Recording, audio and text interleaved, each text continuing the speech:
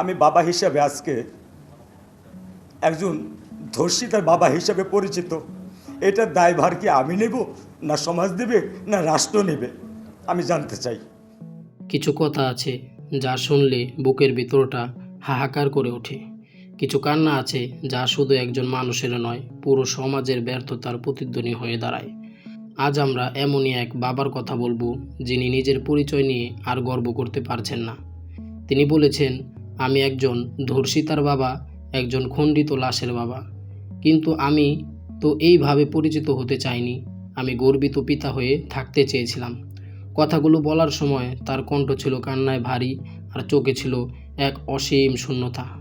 রাজধানীর পল্লবীতে ধর্ষণ ও নৃশংস হত্যার শিকার হওয়া 8 বছরের ছোট্ট শিশুটির বাবা একটি গোল টেবিল বৈঠকে উপস্থিত হয়ে প্রশ্ন তুলেছেন, এই দায়িত্ব কে নেবে?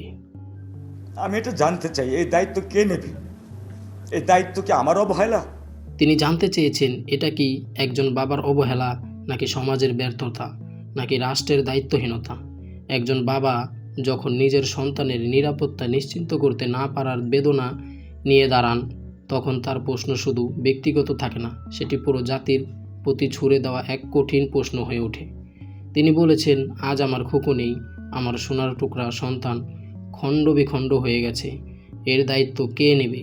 এই প্রশ্নের উত্তর হয়তো সহজ নয়, কিন্তু এড়িয়ে যাওয়ারও সুযোগ নেই। সবচেয়ে হৃদয় বিদারক মুহূর্ত ছিল যখন তিনি হাত জোর করে সবার কাছে আবেদন জানালেন। তিনি বললেন, আমি একজন ধর্ষিতার বাবা হয়ে থাকতে চাই না, আমি গর্বিত পিতা হয়ে থাকতে চেয়েছি। আপনারা আমাকে সেই নাম ফিরিয়ে দেন, আমাকে সেই সম্মান ফিরিয়ে দেন। ভাবুন তো, একজন বাবা তার সন্তানের জন্য ন্যায় বিচার চাওয়ার পাশাপাশি নিজের হারিয়ে যাওয়া পরিচয়টুকু ফিরে পেতে চাইছেন। এই ঘটনাটি কেবল একটি পরিবারের ট্র্যাজেডি নয়, এটি আমাদের সমাজের জন্য একটি সতর্ক বার্তা। শিশুদের নিরাপত্তা, নারীর নিরাপত্তা এবং অপরাধীদের দ্রুত বিচার নিশ্চিত করা শুধু সরকারের কাজ নয়, এটি আমাদের সবার দায়িত্ব। আজ প্রশ্ন একটাই, আর কত শিশু হারালে আমরা সচেতন হব? আর কত বাবা এভাবে কাঁদলে আমাদের বিবেক জাগবে? এই ঘটনার বিচার এবং শিশুটির পরিবারের প্রতি আমরা গভীর সমবেদনা জানাই। আপনার মতামত কি? শিশু নির্যাতন ও নারীর প্রতি সহিংসতা বন্ধে কী করা উচিত বলে আপনি মনে করেন? কমেন্টে আপনার মতামত জানান। ভিডিওটি ভালো লাগলে লাইক, শেয়ার এবং সাবস্ক্রাইব করতে ভুলবেন না। ধন্যবাদ সবাইকে। আল্লাহ হাফেজ।